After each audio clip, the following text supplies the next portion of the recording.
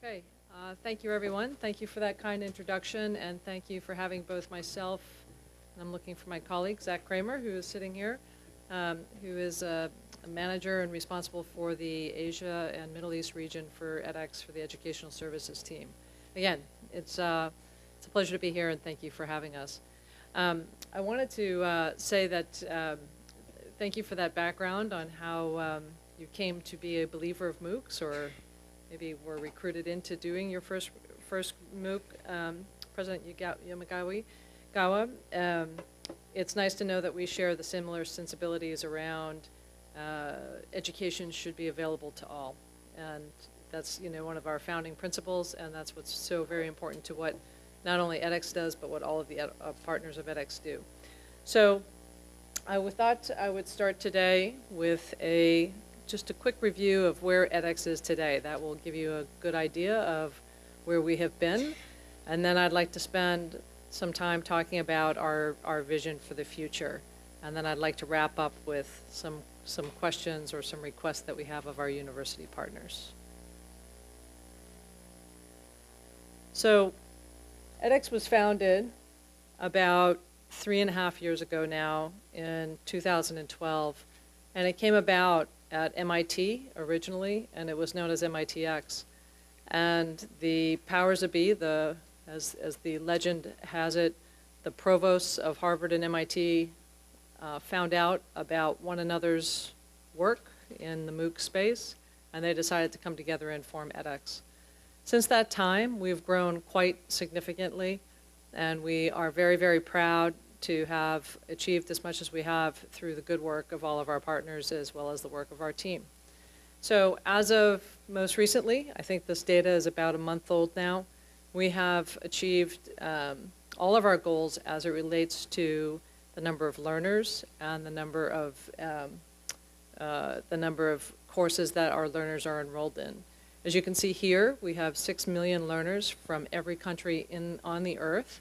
And those learners enroll in several courses at a time. So it's a little bit over an average of 2.5 to 3 courses per learner.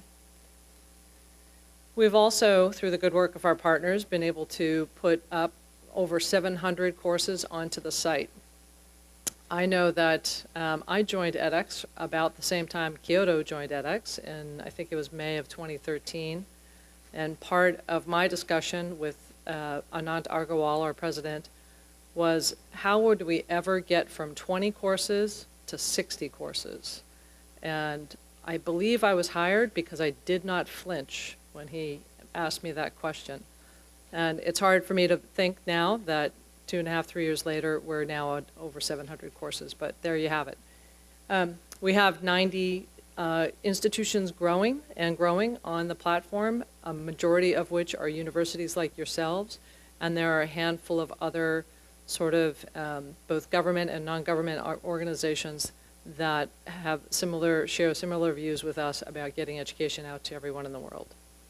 And then last but not least, in terms of just statistical information, another part of our mission is to ensure that we help to improve education on campus, and there are, by the best records that we can tell, but there are, I think, many more than this, at least 300 blended classes that are utilizing the edX platform in some way, shape, or form amongst just our partners and educating something upwards of 30,000 students on campus. So those would be students at the residential universities that we work with.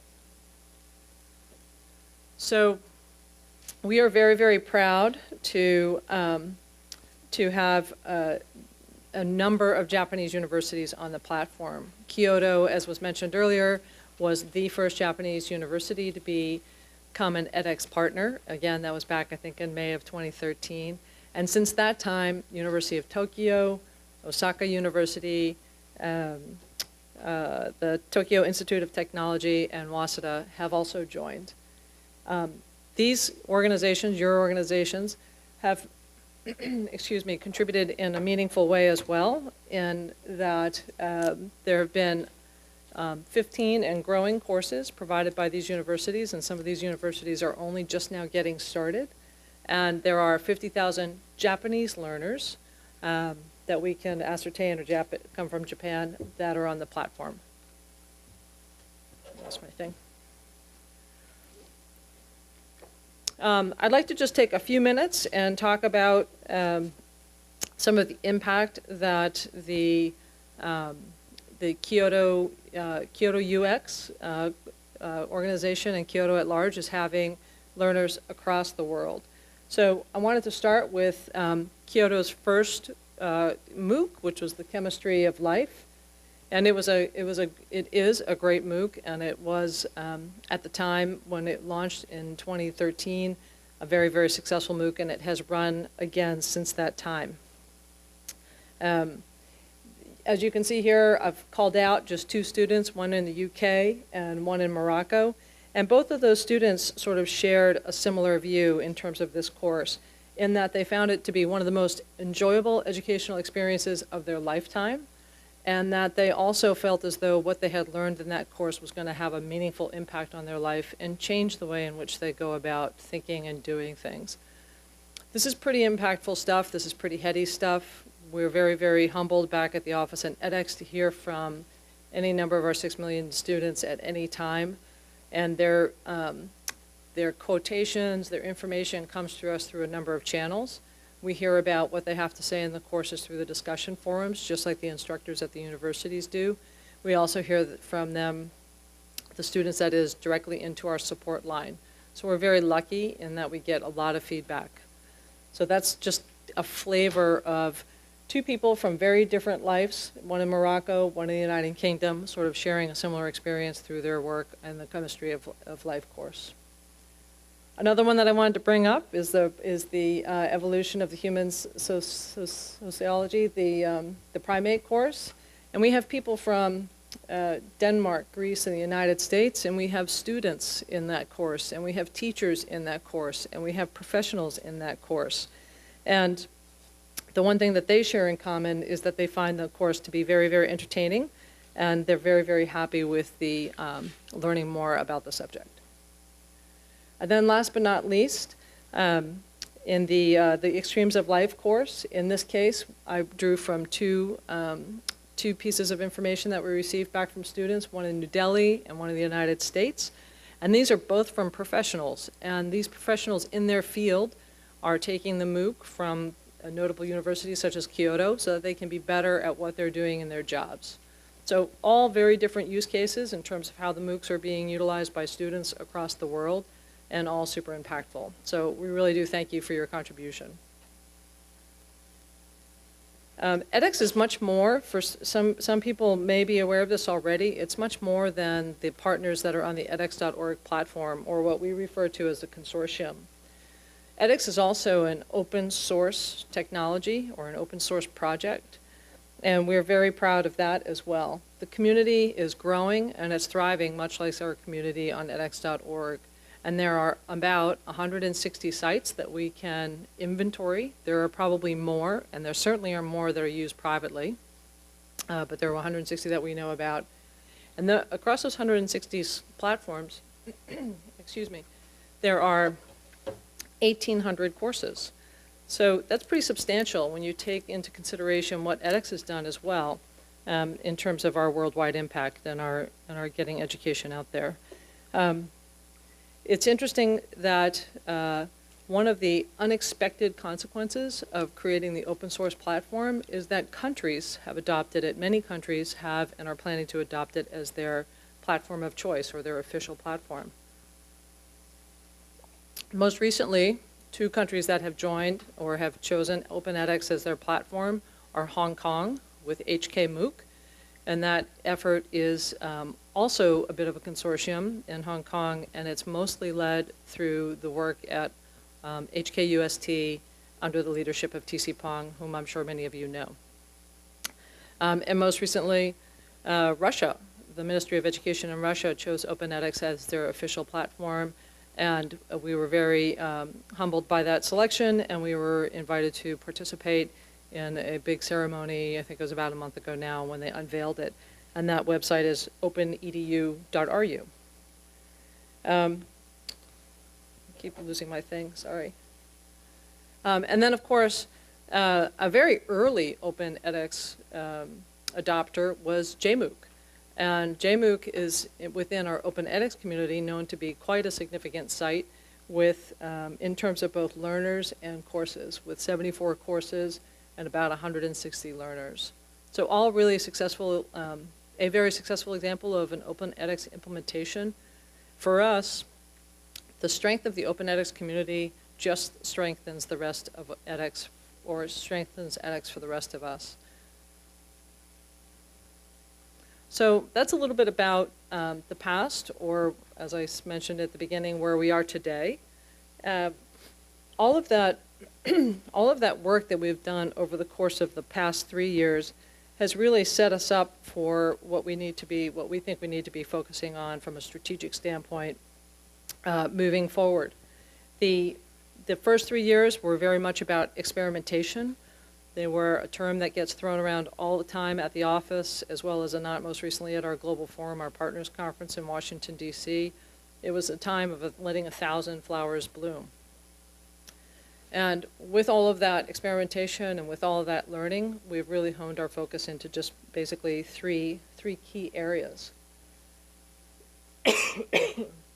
One is in the area of new credentials and credit, and I'll get into each one of these in a little bit deeper detail, and then I'll open it up for questions at the end, if that's okay.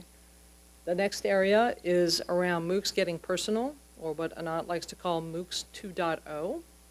And last but not least, and this is kind of a constant, I'm afraid to say, at edX, and we talk about it a lot with our partners, and our partners talk a lot about it with us, is around sustainability, or how do we, as a nonprofit organization, become a sustainable organization, and how do we help our partners become sustainable in their development and running of MOOCs. So I'll start with new credentials, or university credit. Credit is the #1 thing that students, when surveyed, both edX students and online students in general, and these surveys are through a number of regions, and not just the U.S. And in the U.S., it's something like 25% of surveyed students would like to see MOOCs lead to credit, and it's a more significant percentage in countries like, or regions like, China and India. So our first real meaningful credit pilot was with Arizona State University, and some of you may have followed the news on that. It happened about 6 or 8 months ago now, and there's this notion of the Global Freshman Academy, or your ability to get your freshman year, your first year of undergraduate studies at a U.S. university, squared away using a MOOC. And again, I'll get into a little bit more detail about that program. And then the second pilot, which was just announced last month, or gosh, it's December now, so I think it was announced in October, was by MIT. And MITx is creating a new credential in the area of professional masters known as a MicroMasters. So I'll talk about MIT's MicroMasters first, since it seems to be the one that everybody wants to hear about lately. And the MicroMasters has really 2 components to it. There is the MicroMasters, the new credential that MIT has created, and there's also the ability to take your MicroMasters, apply to MIT's professional master's degree program in supply chain management, get credit for your MicroMasters, and finish off your master's degree in half the time. So let's talk a little bit about the MicroMasters credit. Like I said, many people want to know a lot of details about this. The MicroMasters credit is something that evolved over time under the leadership of both the president of MIT and the head of online learning, whose name is Sanjay Sarma. It started off with the edX X series in supply chain management.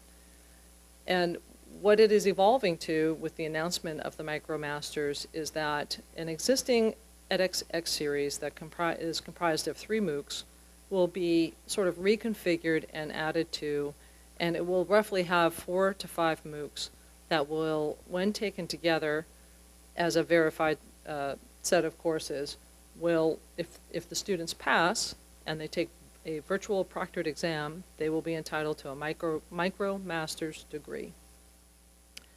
Students can then use that degree in one of two ways. They can use the MicroMasters and follow its trajectory in the marketplace in terms of how much value potential employers and other educational institutions will put on that MicroMasters. As I'm sure is not surprising to anyone here, MIT is already working with companies that are very, very interested in having their employees go through the MicroMasters program. Companies such as big, massive supply chain management companies such as Boeing, as an example. Another path that the successful student from a MicroMasters can take is they can apply to that degree program, that master's program at MIT, excuse me, proper. And if they're accepted, MIT is going to back that MicroMasters credential with full credit for 1 semester's worth of that master's degree program. So effectively, students that have been successful in the MicroMasters program on edX, excuse me, and then apply and get into MIT's program will be able to take that master's degree in half the time. So it's a 1-year program. They'll have the first semester squared away through the MicroMasters and at roughly half the cost, which is a tremendous savings any way you cut it, time, money, etc. It's pretty exciting stuff. We actually also believe, and by we I mean ourselves and MIT, believe that second bottom half, the standalone value of that credential is going to grow over time, and it will grow quite significantly, particularly with the powerful name of MIT behind it. So if I skip back to the beginning, our first pilot was Arizona State University, where students can get their first year of a U.S. school's undergraduate college degree squared away online. The idea is that a student can enroll in one of 12 to 15 general education courses that will be available on edX. So far today, I think we're up to about 5, but that will grow pretty quickly. They take a verified MOOC. While they're taking the verified MOOC, they decide whether or not they want to choose opt into the credit track. What that means to the student is simply that they're going to put themselves on the track where they will take timed and proctored exams for that verified MOOC. If they're successful, and we're hoping many of them will be, and we are creating a support organization, both ourselves and Arizona State have created a support organization to help students to be successful in their course, they can then convert their edX verified certificate directly to credit at Arizona State University. In the US, we have this notion of a university transcript. This is your academic record at the school to which you are going. And once that credit hits your transcript, you can do whatever you want with it. You can go to Arizona State University and get credit for that course that you took as a MOOC. You can take that transcript and transfer those credits to any number of 2,000 other universities in the United States alone. So this is a pretty powerful thing. The reason why it's sort of in a circular motion is because the idea is you have to square away, you know, any number of courses in your freshman year. So this can be a cyclical thing. This can be taking courses in parallel. This can be taking a course now. Maybe an opportunity comes up, a job opportunity or a life event happens. You have to take yourself out of your educational plan for a short while, and then you can jump back in and take more MOOCs and get more credit. The other kind of interesting thing that came up when I was going through with my friends in the translation booth back there earlier today, the presentation is the other unique things about this credit offering from Arizona State University is there's no barriers to application. Anyone can do it. The second thing, which is very, very important, we think, is that for the cost of a verified MOOC, which is $49 US, as a student, if you're not entirely sure about your ability to be successful at the university, you can try it out for, at least by US standards and many standards in the developed world, a very nominal fee. So there's any number of students, I'm sure worldwide, but it certainly is an issue in the United States, who never complete their undergraduate education. They get into it, they get into debt, and then something happens. whether or not they take themselves out by design from their program, or something happens in their life and they have to jump out of school.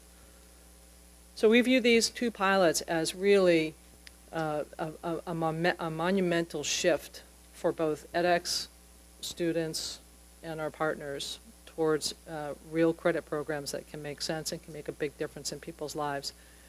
I can tell you that since the announcement of Arizona State University credit pilot, we've been inundated with learner inquiries about credit.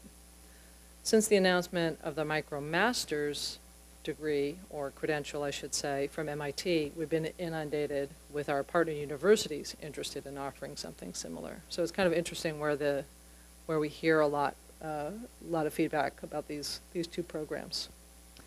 So that's credit. We've had a couple of pilots. I suspect we're going to have many, many more credit offerings in the future, in the not so distant future. Moving on to the second trend that's coming is MOOCs Get Personal. So I don't mean to be boastful, but I think that, and it actually probably predates me at edX, you know, MOOCs hit the ground running. There was a lot of hype about the massive, the potential success for MOOCs, and we got the massive part right. We've got thousands, tens of thousands, and hundreds of thousands of students in courses.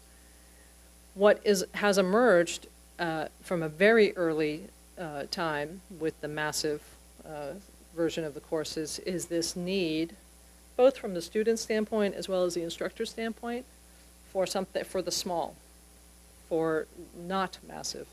And it's emerged in things like people looking for a community within their MOOCs, people looking for ways in which to create teams within MOOCs, faculty or instructors looking for ways to have cohorts amongst students, and so forth.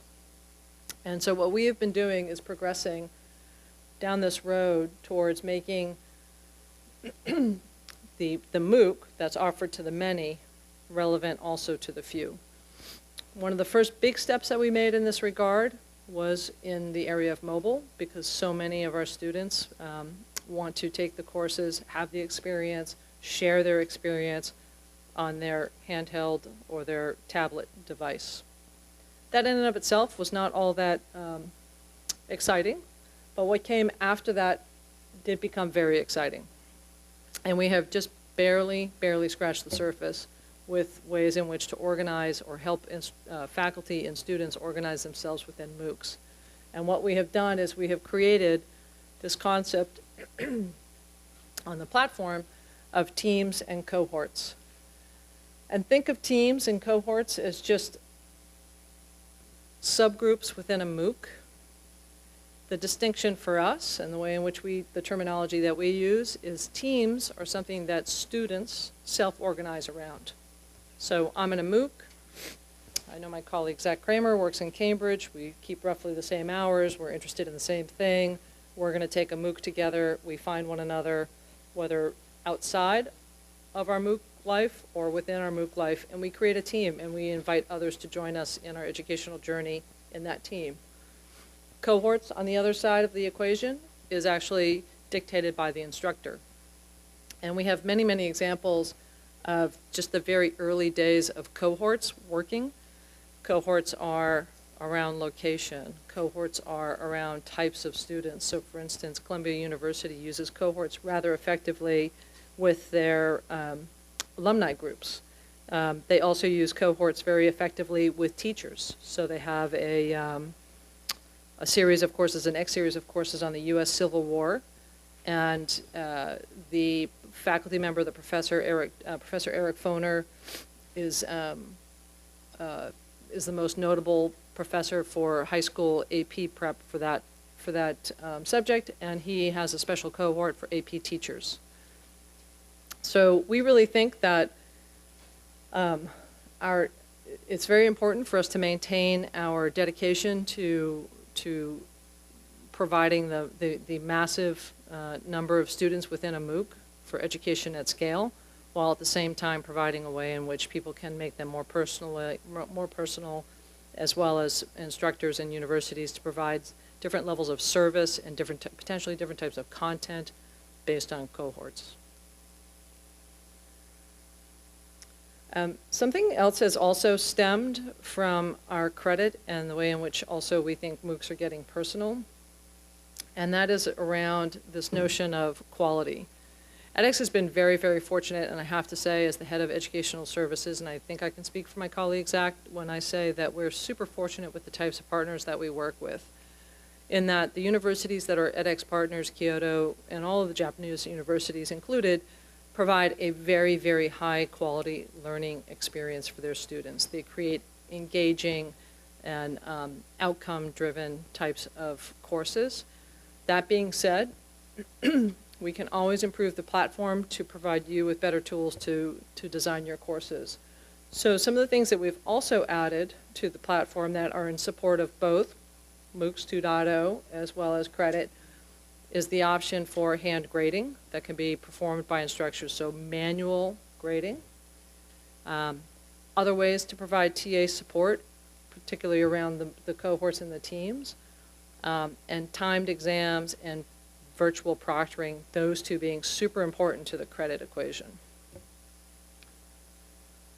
So moving on to our third area of our focus in the coming months and probably year to two is around sustainability.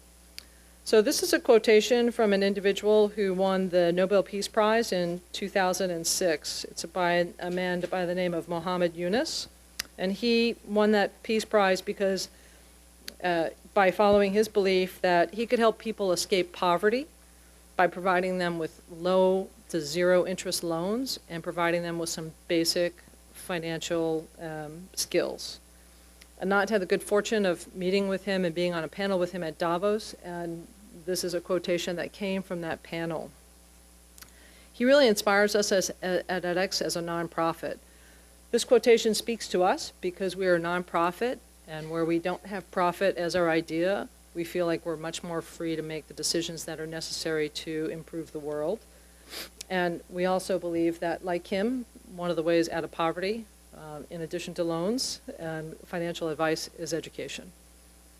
So for us, sustainability as a nonprofit is just a core fundamental focus that we actually have had for a long time.